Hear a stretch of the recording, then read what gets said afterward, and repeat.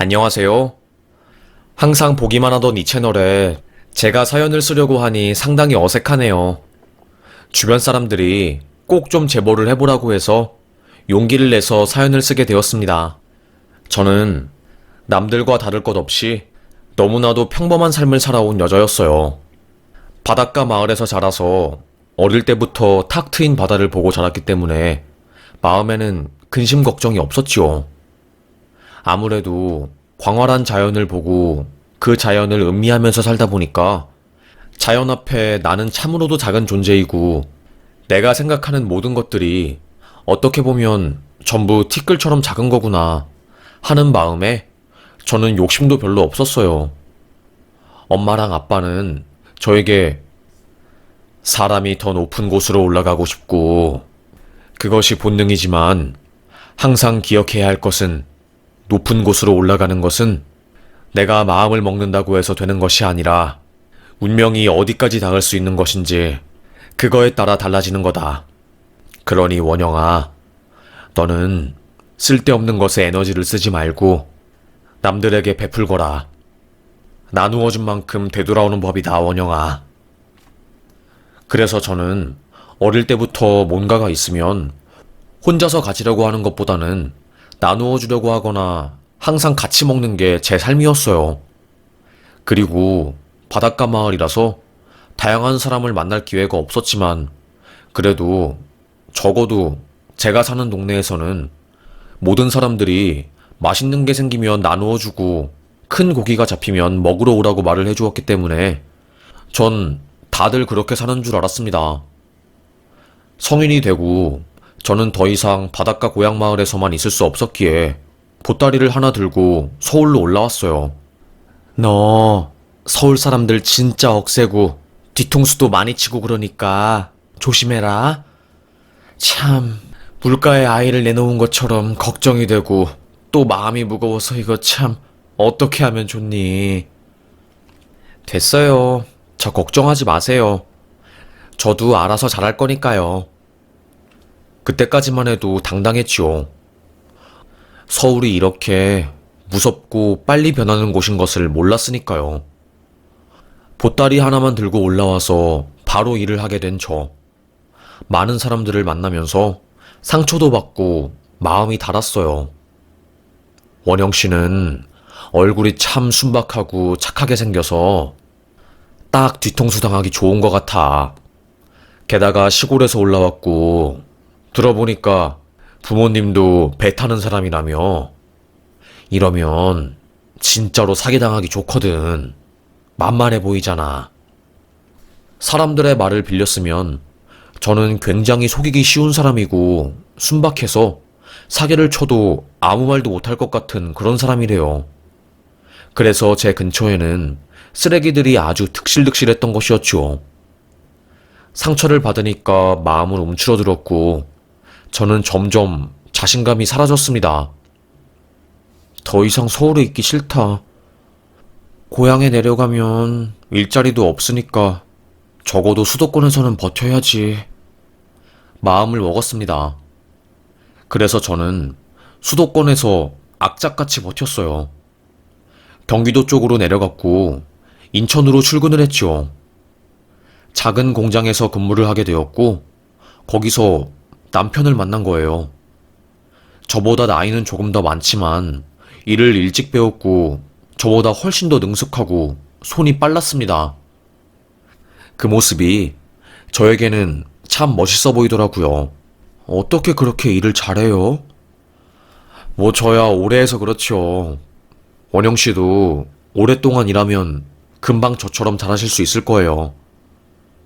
겸손하기까지 한 그 사람에게 전 한눈에 반해버렸어요. 아무래도 서울에서는 영악한 사람들 때문에 항상 경계를 하고 마음을 잔뜩 움츠려야 했는데 그 남자 앞에서는 그러지 않아도 제 자신이 참 편안하고 좋았거든요.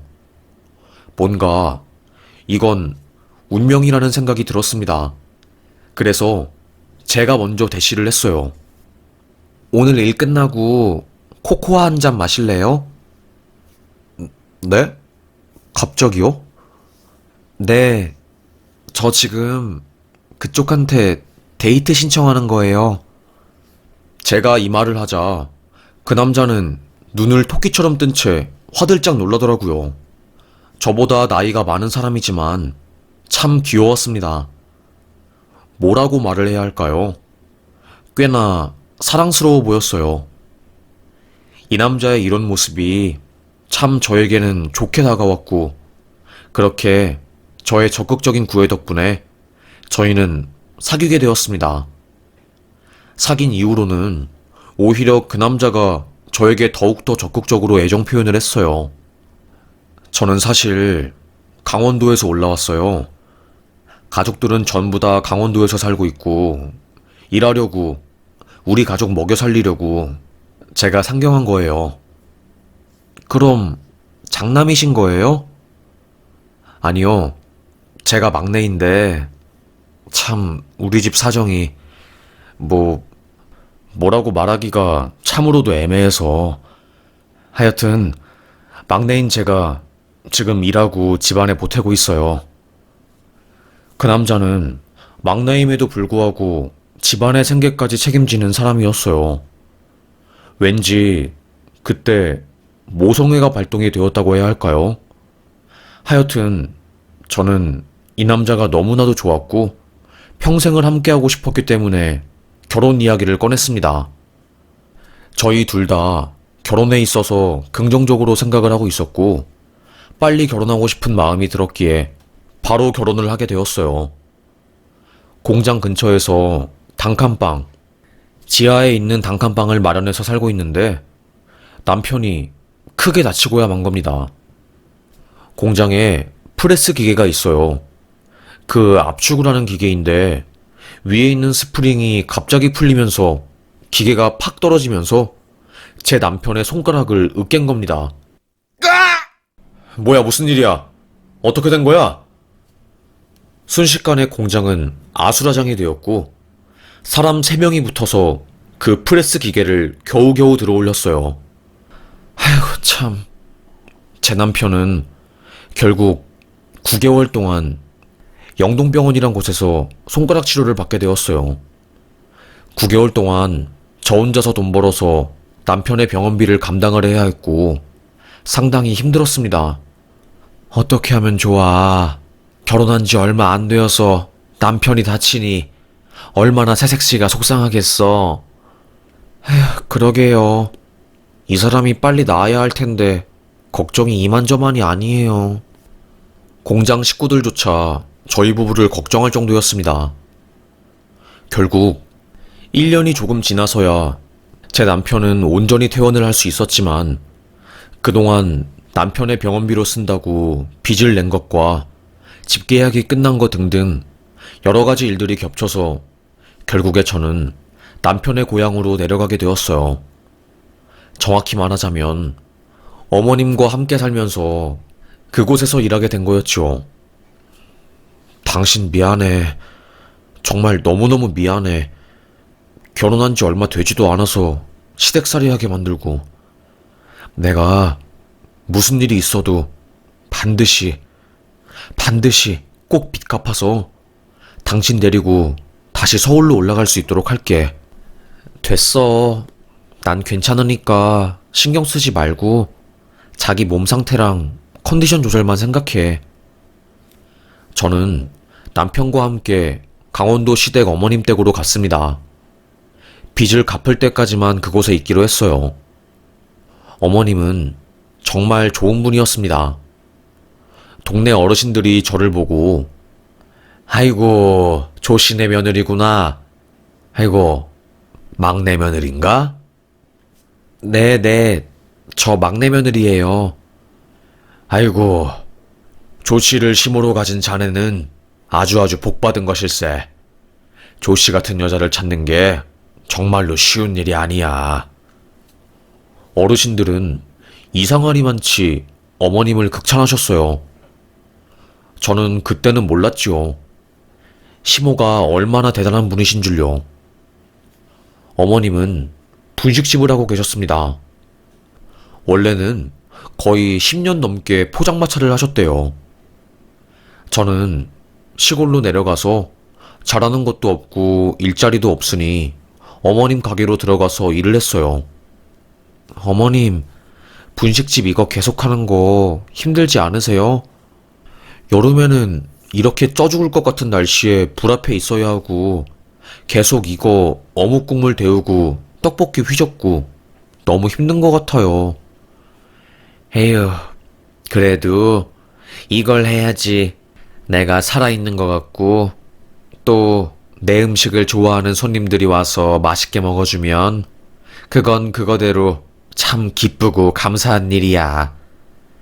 남들이 이제 나이도 있으니 이런 거 그만하고 편하게 살라고 하는데 나는 그게 안 되더라고. 평생 일하면서 살아서 그런지 일을 안 하면 몸이 근질해서 못 살겠어. 어머님은 그 누구보다 열심히 일을 하시는 분이었습니다. 하여튼 그렇게 저도 분식집에서 어머님을 따라서 열심히 일을 하고 있을 때 장정 3명이 저희 분식집에 들어온 겁니다. 아줌마요, 돈 좀 주이소. 소리를 지르는 거였어요. 저는 깡패인 줄 알았죠. 누구세요? 그쪽에 앉으면 안 돼요. 거기는 저희 집 놓는 곳이라서 여기 뒤에 앉으세요. 뭐 시키실 건가요? 제가 물어보자마자 그들은 갑자기 소리를 고래고래 지르면서 뭐 이렇게 말이 많아 여기 옆에 내는. 우리가 누군지 몰라서 그래? 응? 깡패처럼 제 앞에 오더니 갑자기 소리를 지르더군요. 솔직히 아무리 제가 강심장에 별의별 일을 다 겪어봤어도 이런 적은 처음이었고 솔직히 너무너무 무서웠어요. 순간 손이 달달 떨리더라고요. 왜 그러시는데요? 여기서 이런 식으로 제 얼굴 앞에 와서 위협하시면 안 되죠. 제가 쫄 것 같아요? 그 깡패 같은 문신돼지 사람들에게 소리를 친 순간 창고에서 어머님이 나오셨습니다. 너네들 또 왔냐? 내가 말했지. 너네들 줄 돈 없다고. 몇 번이나 말했어. 어머님은 소리를 빽 질렀습니다. 알고 보니 그 장정 3명은 아주버님이었어요. 저는 그분들이 아주버님인지 몰랐어요. 왜냐하면 일단 저와 남편은 결혼을 하긴 했지만 식은 올리지 않았거든요. 그냥 혼인신고만 하고 그게 끝이어서 뭐 양가 가족들이 제대로 모이거나 만난 적이 없었지요. 우리 엄마 아빠도 뱃사람이라서 멀리 나가는 것을 못하고 어머님도 가게 일 때문에 마찬가지였으니까요. 그래서 저는 어쩌다 보니까 아주버님을 한 번도 못 보게 되었어요. 제 남편과 아주버님들이 사이가 안 좋아서 뭐 대소사가 있으면 서로 교묘하게 피하듯이 시간을 따로 해서 만났으니 더더욱 만날 길이 없었지요. 하여튼 깜짝 놀랐습니다. 아주버님들이 너무나도 깡패 같아서요. 어머님은 며느리 앞에서 아주 소리 지르고 동네 망신시키게 문신 훤히 드러낸 거 보니 속이 정말로 터진다 터져. 그 장정 3명의 등짝을 파리채로 찰싹 때리면서 쫓아냈습니다. 그리고 나서 어머님이 에휴, 내 아픈 손가락들이지. 아들놈들 전부 다 도박에 알코올 중독에 범죄자에 아주 돈이 나면 사족을 못 쓰는 애들이야. 그래서 내가 아주 그냥 미칠 것 같아. 어떻게 해야 할지 모르겠어. 참 죽겠다 죽겠어. 알고 보니 아주버님들은 넷이서 사업을 했나 봐요. 남편이 5형제거든요. 하여튼 남편은 인천에서 공장을 다니고 시숙들은 고기 사업, 돼지갈비 사업을 했는데 완전히 쫄딱 망해버린 거였죠. 그때 시숙들이 돈이 없고 당장 빚쟁이들한테 맞아 죽게 생겼으니 어떻게든 돈을 마련하려고 하다가 제 남편에게 찾아간 겁니다.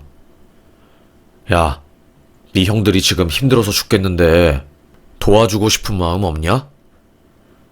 형들이 벌인 일이니까 동생한테 손 벌리지 말고 스스로 해결해야지. 그때 이제 빈정이 상한 시숙들이 제 남편의 회사에 찾아왔고 집단으로 폭행을 가해서 남편은 그 이후로 형들이랑 연을 끊었대요. 그래서 저에게 시숙에 대한 이야기를 잘 해주지 않았던 것이었고, 그렇게 저는 시숙의 얼굴도 모른 채로 살다가 어머님 가게에 온 그들을 마주보고서야 알 수 있었습니다. 관상에서 딱 보이더군요. 심술궂은 성격이요. 하여튼 어머님은 그들이 아주 고약한 성격을 가진 것을 아니까 개가천선시키려고 난리도 아니었어요. 그래도 엄청 노력을 해서 그러신지 주말마다 오영재를 데리고 함께 봉사 가고 그러시는 것 같더라고요.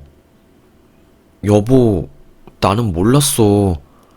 시숙이 저렇게 등치도 크고 무서운 사람들처럼 보일 줄은 정말로 몰랐어. 우리 형들이 좀 그래.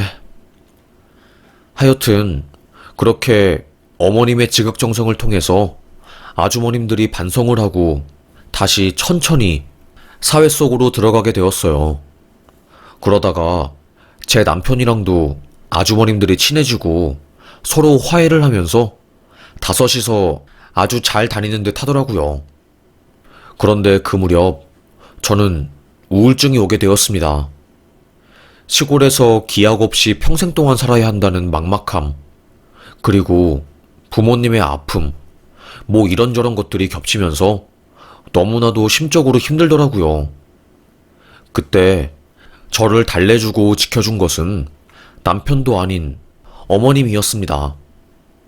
함께 분식집에서 일을 하면서 저의 힘듦을 알아차려 주시고, 세상이 참 뜻대로 안 되지 우리 아가?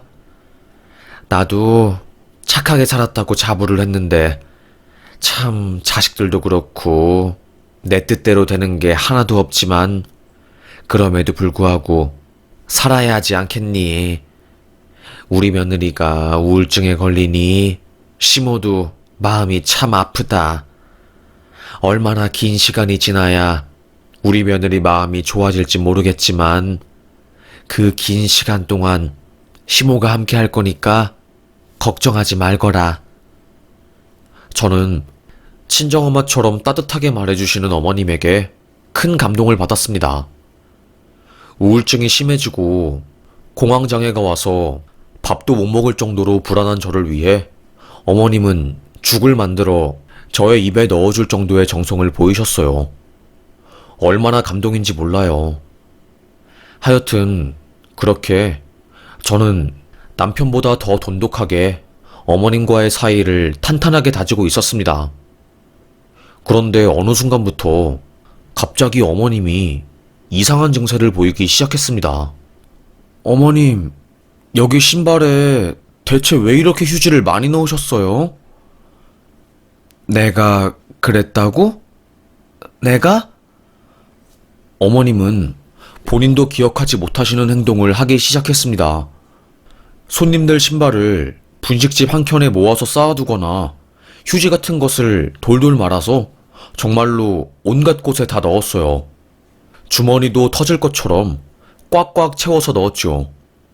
의사인 친구가 제 이야기를 듣고 네 시모 아무래도 치매 같은데? 치매는 빨리 발견되어서 약 먹어야 하는 거니까 그래야지 그나마 진행 속도 늦출 수 있으니까 빨리 모셔. 저는 심장이 쿵 했습니다. 네, 어머님은 치매가 맞으셨어요.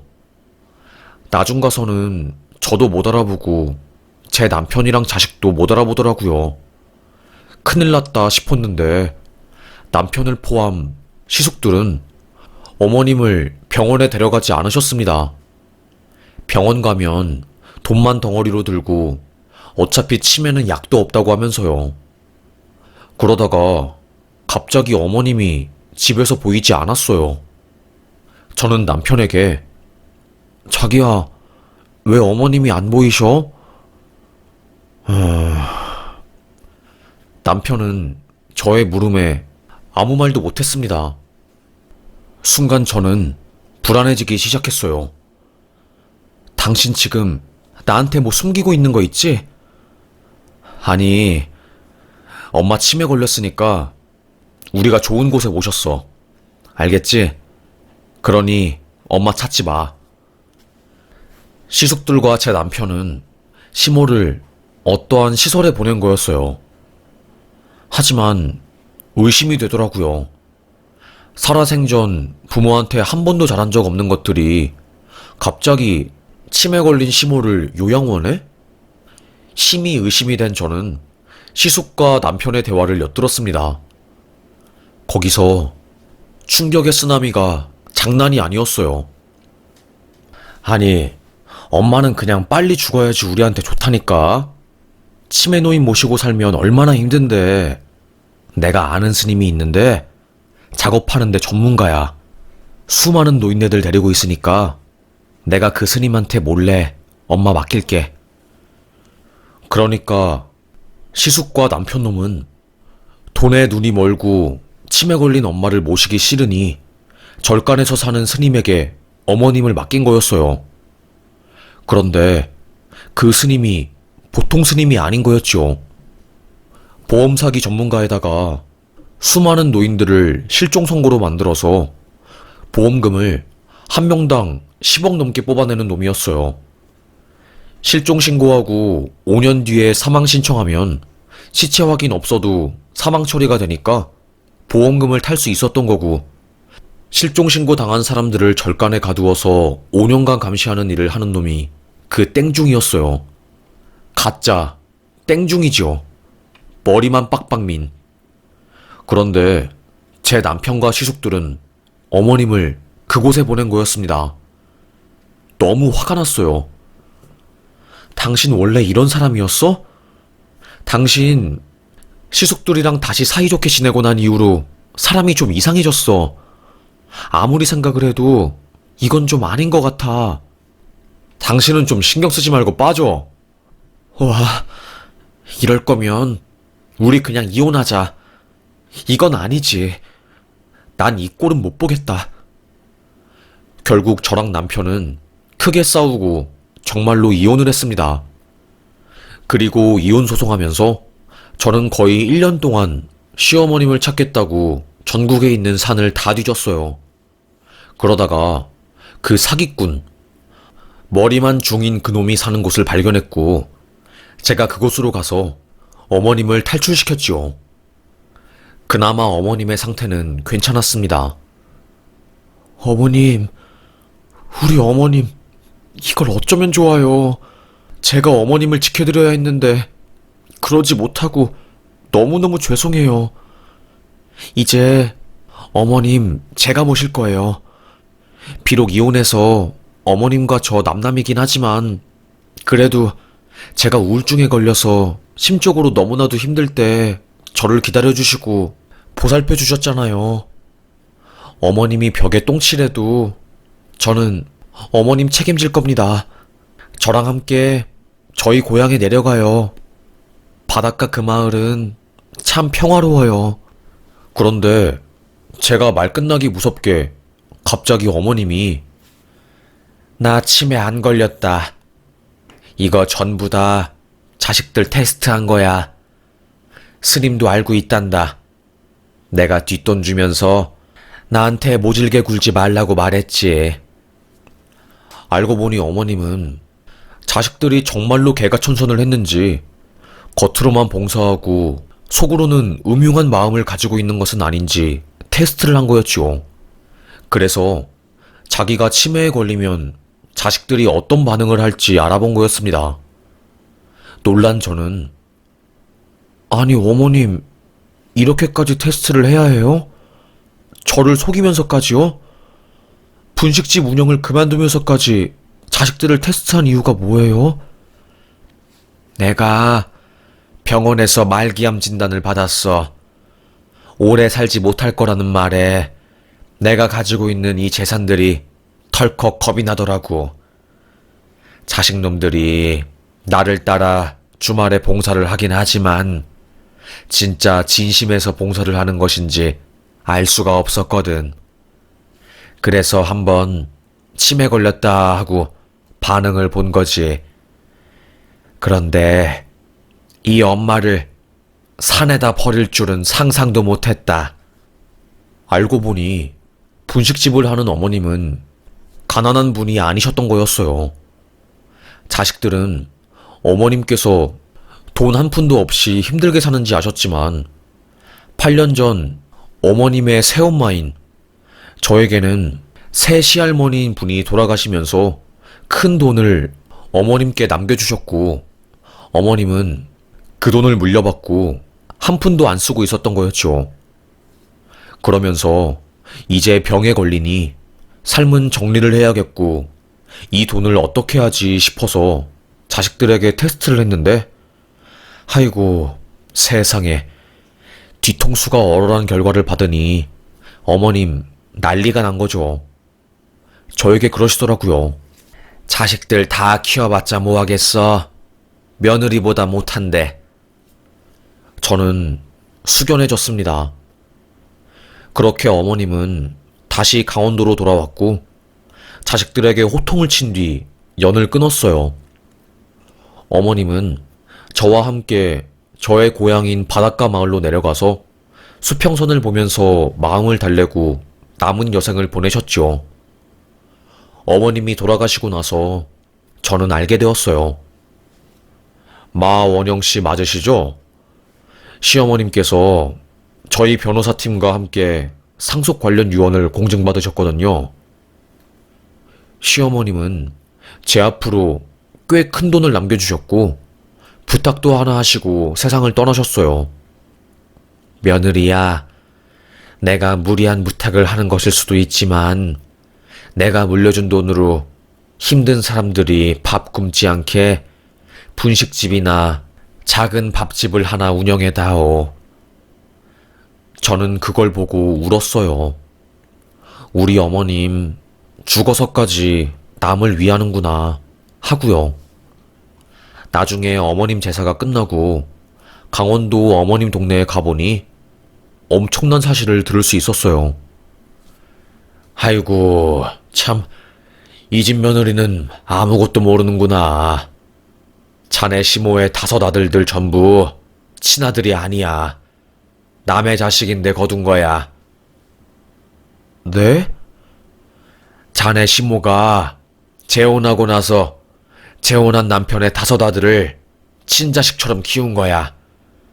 첫째가 7살이었으니 애들은 기억을 못하는 거지. 그렇게 힘들게 자식들 다 키우고 우리 동네에서 분식집을 하면서 가난한 아이들에게는 무료로 떡볶이 주고 힘들게 사는 노인네들한테는 어묵 하나씩 건네줄 줄 아는 그런 따뜻한 사람이었다고. 그런데 생전 자식들이 고마움도 모르고 그렇게 속을 썩히더니 에휴. 어머님은 제가 생각한 것보다 훨씬 더 따뜻하고 좋으신 분이었어요. 저는 너무 속상하더라고요. 이런 좋은 분을 엄마로 둔 시숙과 전 남편은 고마운지도 모르고 아주 은혜를 똥으로 갚는 그 모습이 역겹고 어이가 없었습니다. 아무리 생각을 해도 이건 아니었어요.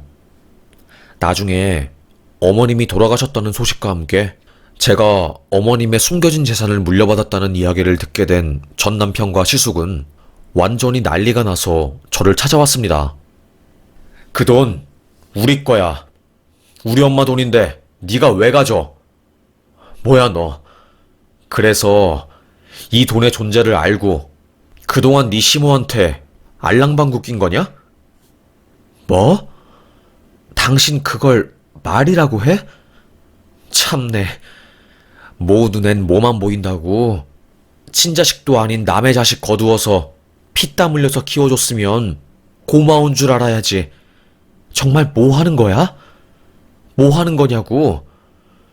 그러니까 당신도 그렇고 당신 형들도 그렇고 인생이 망한 거야. 답이 없는 인생이 된 거야. 전 남편 놈이 저의 말을 듣고 화가 나서 제 손을 팍 잡고 뒤로 꺾으려고 한 순간 동네 할아버지가 그 모습을 보고 "예끼! 그 집 아들놈들은 엄마가 죽어서도 정신을 못 차리는구나. 아니 무슨 악마도 아니고 어디서 진짜. 그 동네 할아버지는 지팡이를 들어서 제 전남편의 몸뚱이를 팍팍 때리다 못해 돈가스 고기 다지는 것처럼 막 두들겼어요. 뭐 하시는 겁니까? 젊은 사내놈이 이것도 못 참아? 당신네 엄마가 자네들 키우느라고 피땀 흘려서 떡볶이 팔고 주말에는 동네 사람들에게 베푼다고 음식 만들어서 봉사하고 그런 사람인데 산에다가 버리고 죽고 나서는 돈 뜯겠다고 협박하러 오고.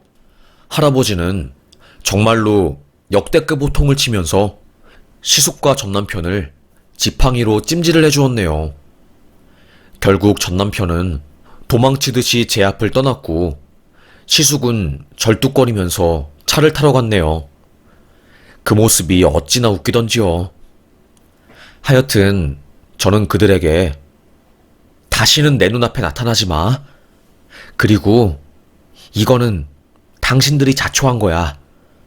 분명히 어머님은 당신들한테 기회 줬어. 테스트 했는데 테스트에 통과 못한 거지. 이렇게 팩트 폭행을 제대로 한 저는 시원통쾌하게 남편에게 한마디 딱 해버리고 바닷가 마을 제 고향으로 돌아왔어요. 그리고 어머님이 남겨주신 거액의 돈, 그리고 부탁을 들어드리기 위해 저는 작은 밥집을 차렸어요. 밥집의 이름은 1,000원의 행복이었지요. 부담 없이 배가 고픈 노인분들이나 밥을 혼자서 차려먹기 힘들어하시는 환자분들, 혹은 부모님이 바빠서 밥 못 먹는 아이들을 위해서 딱 1,000원만 내고 맛있는 밥을 먹을 수 있는 곳을 마련한 거였어요. 부족한 돈은 어머님이 저에게 물려주신 그 돈을 사용했고요. 동네 사람들 전부 저에게 천사야 천사, 이런 사람 세상에 없어, 엄지를 치켜 세워줬어요. 저는 머쓱해하면서 이건 저 혼자 하는 일이 아니에요. 지금은 하늘의 별이 되어버린 저희 시어머님의 내리사랑으로 제가 이런 일을 하고 있는 거예요. 이 일을 하면서 몸도 힘들고 처음에는 왜 봉사를 해야 하나 이런 생각도 많이 들었지만 나중에 저는 어머님의 참뜻을 깨달았어요. 남들 도와주다 보니까 욕심은 내려놓게 되었고, 그리고 베풀다 보니까 좋은 기운이 나의 마음에 들어오고 결국 오랫동안 앓았던 공황장애와 우울증도 사라지게 되었고, 소위 저에게는 기적이 일어난 거였어요. 그때 저는 생각했습니다. 어머님이 내게 남겨주신 것은 단순히 거액의 돈과 유언이 아니라 마음을 돌아보고 행복하게 살 수 있는 방법을 알려주신 거구나. 돈으로 절대로 살 수 없는 엄청나게 귀한 경험과 많은 사람들에게 받는 고마움, 그리고 내 내면의 고요함, 이런 것들을 내게 건네주시고 간 거구나. 그때 진짜 뜨거운 눈물을 흘렸던 것 같아요. 사실 결혼하고 나서 아빠는 밭일을 하다가 돌아가셨고 엄마는 크게 아파서 병원에서 계속 있어야 하는 상황에 저는 의지할 곳이 없어서 힘들고 우울증이 생겼거든요. 이 모든 것을 안 어머님이 제가 앞으로 혼자 남겨질 때 의지할 곳을 만들어주고 싶었던 거고, 그걸 밥집으로 만들어주신 거였어요. 거기서 제가 많은 사람들에게 봉사를 하니 저의 따뜻한 마음을 받은 사람들이 제가 무슨 일이 생기면 한 걸음에 달려와서 저를 지켜줄 것이고, 어머님은 그 먼 미래까지 생각을 했던 것이었어요. 참 감사하더라고요. 그때 저는 부모님이 어릴 때부터 저에게 말씀하시던 그 말이 떠올랐습니다. 원영아, 욕심은 끝도 없단다. 우리가 왜 이 바닷가 마을에서 사는지 아니? 저 멀리 펼쳐진 끝없는 수평선을 바라보면 나의 마음속의 번뇌들이 한없이 작아져. 나의 욕심과 편협한 생각들이 한순간에 너무나도 하찮은 것이 되고 저절로 겸손하게 되지. 그래서 우리는 이걸 너에게 알려주고 싶었어. 위로 올라가고 싶은 마음은 인간의 본성이고, 돈 많이 벌어서 떵떵거리고 살고 싶은 것도 자연스러운 생각이지만, 주객전도가 되면 절대로 안 된단다. 사람 위에 돈이 있는 게 아니라 돈 위에 사람이 있는 거다. 돈은 가지고 있다고 해서 가치 있는 것이 아니라 그 돈을 쓸 때, 바르게 쓸 때 진정한 가치가 생기는 것이야. 창고에 곡식을 넣어둔다고 해서 부자가 되는 게 아니라 그 곡식을 마을 사람들에게 나누어 줄 때 비로소 부자가 되는 것이다. 알겠느냐? 저는 비로소 엄마 아빠의 그 말씀이 무엇인지 절절하게 깨닫게 되었어요. 푸르른 바다의 수평선을 바라보며 저는 나지막이 말했죠. 윤달에 비쳐 반짝이는 저 바다처럼 저도 반짝거리면서 살 거예요. 우울하고 힘든 저를 지탱해주고 이렇게 깊게 생각해주시며 많은 것들을 주신 어머님, 저 이 마음 절대로 잊지 않고 꼭 마음속에 영원히 담아 살게요. 내리사랑 실천하면서 많은 사람들에게 어머님의 그 지혜를 전달할게요. 저에게 이런 인물을 주셔서 감사합니다. 길을 잃은 고양이처럼 매일 밤 정처 없이 번뇌로 헤매던 저에게 나아갈 길을 알려주셔서 감사합니다. 혼자서 그 말을 하고 나서야 저는 마음이 편해졌어요.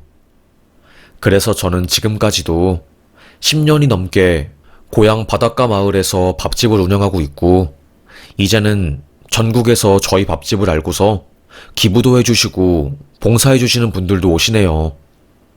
덕분에 저의 삶이 아주 풍족해지고 풍성해졌어요.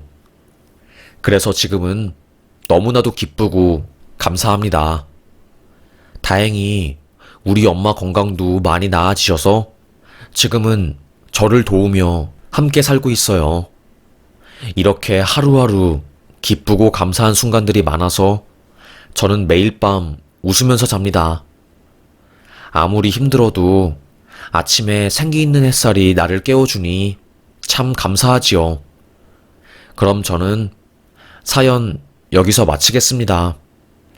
저의 이야기 들어주셔서 감사합니다.